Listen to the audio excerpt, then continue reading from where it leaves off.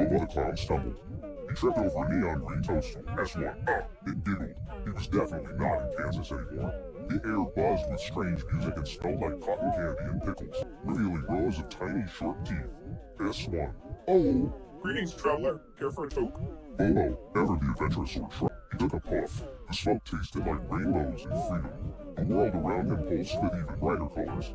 The giggling toadstools now wore tiny hats.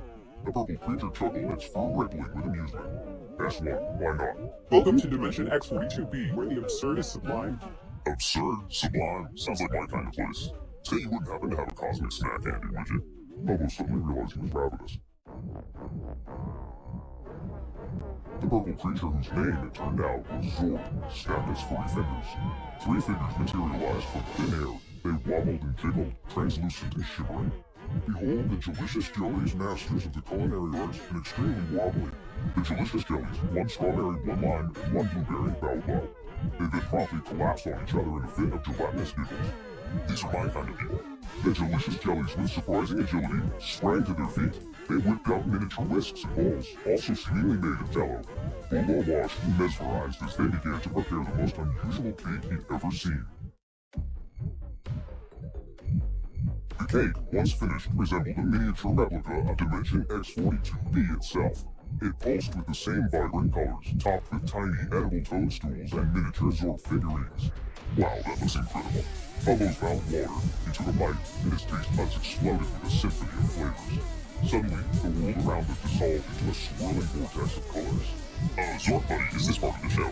Seems like the delicious jellies added an extra ingredient this time. Excuse me, but could you tell me where I am? Well, you're on Pluto, of course, and I, my dear fellow, am Professor Percival P. Primate, interdimensional explorer and connoisseur of fine bananas. Well, Professor, it's an honor, though I must say this wasn't exactly on my itinerary. Narrator Bobo stared.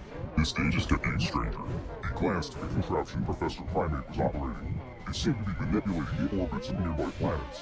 A slight detour, I assure you. Just popping Venus over to the Andromeda Galaxy for spot tea.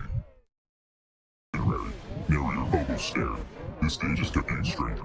He glanced at the contraption Professor Primate was operating. It seemed to be manipulating the orbits of nearby planets. A slight detour, I assure you. Just popping Venus over to the Andromeda Galaxy for spot tea. Narrator Bobo stared. His stage is kept getting stranger. He glanced at the contraption Professor Primate was operating. It seemed to be manipulating the orbits of nearby planets. A slight detour, I assure you. Just popping Venus over to the Andromeda Galaxy for spot tea. Narrator Bobo stared. His stage is kept getting stranger. He glanced at the contraption Professor Primate was operating. It seemed to be manipulating the orbits of nearby planets. A slight detour, I assure you. Just popping Venus over to the Andromeda Galaxy for spot tea. Narrator Bobo stared.